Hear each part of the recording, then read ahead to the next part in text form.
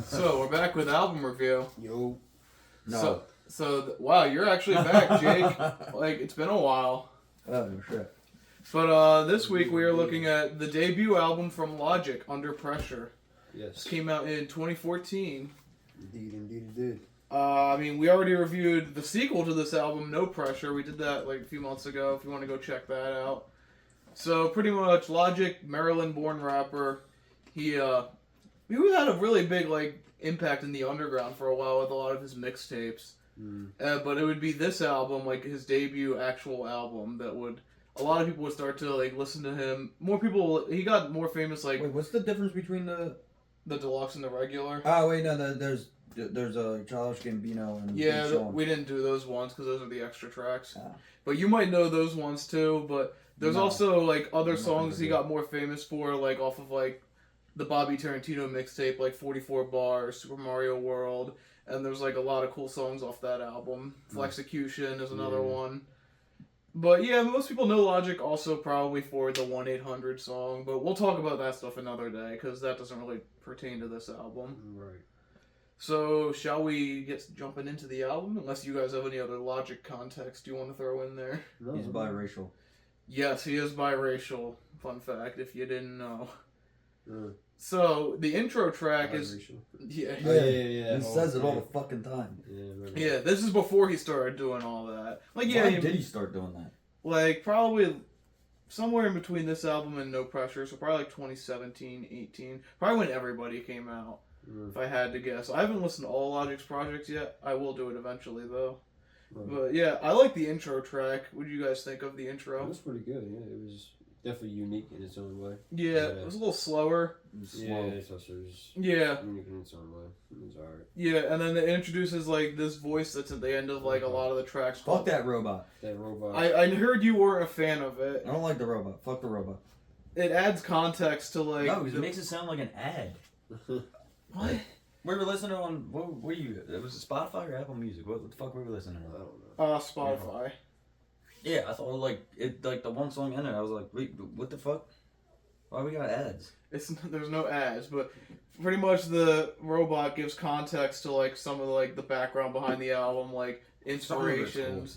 And this is all, the robot itself is all a reference to an album that A Tribe Called Quest made back in the 90s called Midnight Marauders, which is one of the best rap albums of the decade for me personally.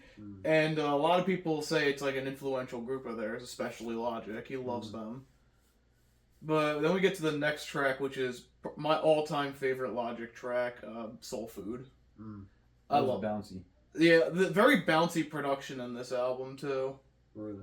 Yeah, like a lot of like classic throwback beats thrown in there, all done by No ID, who's a really good beat producer. He did a lot of stuff all for Logic over the years. Nice. Interesting. Yeah, but I really like this track. I think it's a really fun track. It's got a lot of good switch ups in it. I love the beats. I don't know, I've always just loved this track. I wish I could have heard this one live, but you know. What's next? Bitches. What's the next track?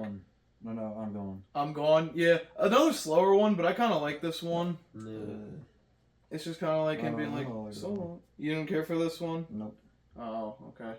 I like background noise. I mean, I thought this one was decent. I liked it. Yeah, it wasn't too bad. I mean, like I said, it had its moments per se. I guess it's one of those hit or miss things. You know, you like it or you don't like it type of thing. I could see that. Yeah. Gang related. Gang Related is the big hit off the album. I mean, at least compared to everything else on the album. But this one... the Fiend one or no? Yeah, a little bit. He said it sort of sounded like Fiend at times. Fiend. Yeah. I mean, I really like this song. It is a really good song. Talks about just like all the gang issues that were going around in his like where he was living in the days. His auto tune gets annoying a little bit sometimes. And he doesn't really auto tune that much. Some of his songs when he does, it's like. I mean, I guess. I mean, I don't really mind it in this album. Not in this album. No, this album's fun. But yeah, I really love Gang Related. I think it was a really good track. But Buried Alive's okay. I think it's a little too slow. It's a little long. I mean, there is a longer song on this album, but I feel like this one just didn't need to be that long. Right. Yeah. Yeah, they got to the point like near its end. It's like, is this thing still going or did it switch songs? Yeah. Bounce and then like Bounce almost sounds similar to it. So it was like, I don't know. Bounce has like a in the title, kind of a bouncier beat at times, and it's got like kind of cool background noise, and I don't really know what that is. I guess it's like a vocal sample, but I really love Bounce. It's one of my personal favorites on the album. Yeah. Growing Pains 3. Growing Pains is an interesting track. It talks a lot about like his damaged relationship with his family because of like, I mean, his dad just left him, so he didn't really get to be raised by him, and it was just left with his mom, and they pretty much like had to resort to drugs to like get by, like not doing drugs, but selling drugs. Yeah. Never enough. Never Enough is a cool one. I feel like this one I could see being just alright to some people, but I like this one. Yeah, it was. Like I said, it was another one of those. It was like background noise. Okay. Not background noise. You don't like none of the background noises. Huh. No, I said this was like background. Like I don't really remember this one. Like it was kind of just like it was on the background. I can see this one being Metropolis. I like Metropolis. I like the beat in this one, like most of the songs. Yeah, and the one was good. And I like the little like interlude in this track where it's like him and this girl talking about like Quentin Tarantino films, and That was at the end of the song. Yeah, it was like pretty much towards the end, and he was talking with her, and she's always like, "I haven't seen this one." He's like, "Really? You haven't seen this film?" I don't know. I just thought it was goofy. Yeah, it was okay. It was pretty good. Like I said, The next one's Nikki. Nikki is another one of the bigger songs off this album. I like this one. background song for me. Really? I didn't hear this one. This one was kind of like just. I think I've started to see. I guess we'll go with that in final thoughts, but yeah, I mean, I really like this song. I think it's like nothing really stood out. Like stood out. Like they're good songs. Nothing's really like in your face. I could see. Yeah, like 'cause he has a lot of other songs where it's like, all right, this is actually kind of crazy. Yeah, this is before like he would like go super crazy. He was more rapping about like just real shit in this one and keeping Which is good. Keeping It's it just low like key. it's not Used to that. Yeah. For Logic. What do you mean? Yeah, I mean I get it because a lot of his newer stuff is like more popular and like it's more. It has faster rap. yeah, he goes more for the like rippity rappity fast and rapping times. But I liked Nikki. But what's the next track? Is it the title track? Yes. The longest track, like almost 9 minutes long, but it goes through like different phases. There's like different movements in it. This song's pretty much just about like he's so fucking busy and he just can't make the time to talk to his family or friends. So he's like feeling the pressure from that. And I don't know, this one I really love this song, and it just feels real to me because there's like the parts where there's like cut in phone calls at the end of the song. And I'm like, wow, this shit. I mean, Makes it unique. It feels nuts and unique to me. And also, it was cool because, like, the little "no one's available to take your call." I had that exact same voicemail box when I was a kid, so Really? that kind of was like a little nostalgia trip for me. Yeah, that's The next is Till the End. Till the end, I this think one's it was alright. the last This is the one. last track. This one's alright. I like that one. It had a good flow too. I liked the Had a good flow of flow. that one. It was pretty decent. Yeah. It was in the last track, but like I said, I didn't mind the flow. It was pretty nice. Mm-hmm. It was cool. So, final thoughts on the album. I'll say, I really love this album. I don't know how you guys are gonna feel about it. I feel like you guys don't like it as much as I do, but I feel like most of the tracks are good. This is like peak Logic to me, is this era. Right. Yeah, I know his newer stuff is very hit or miss, some very bad albums in there, but this one is just incredible to me. No Pressure, the sequel, is pretty good. It's not as good as this album, but I really like that one. But I really recommend this one.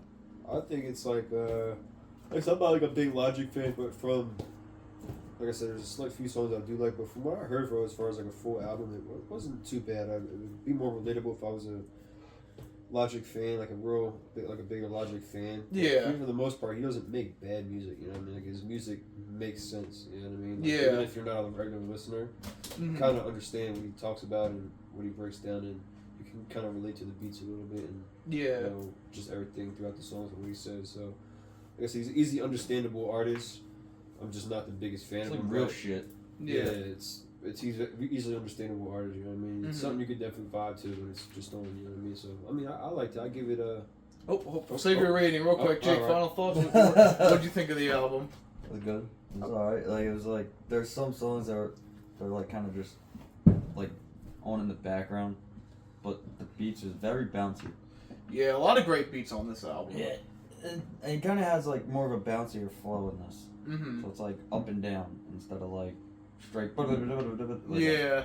Again, very different from what he would evolve into. 8.5 out of 10. Oh, hell yeah, okay. 8.5. 8.5. Alright, what do you got, Jake? 7.5. Alright. Wait, can we do 0.5s? Yeah, 0.5s are allowed. Only 0.5s, no 0.2s or shit like that. I think I'm genuinely gonna give this album like a 9. No more than that though. Like, there's a few songs I think are just okay, but I love most of the production and like the rapping ability, and it's not corny and awkward and stupid like his newer stuff was. But he didn't need features on this album either. Alright, so Jake, the long-awaited return. What have you got for us this week? I don't know. Are you for real? Yes. You've had months to figure this out. Yeah, I had so many that popped in my head, so Just pick Just we'll pick something. do this.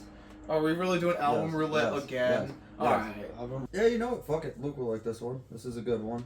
Okay. Classic rock, a little bit. Okay. Older metal, kinda. Yeah.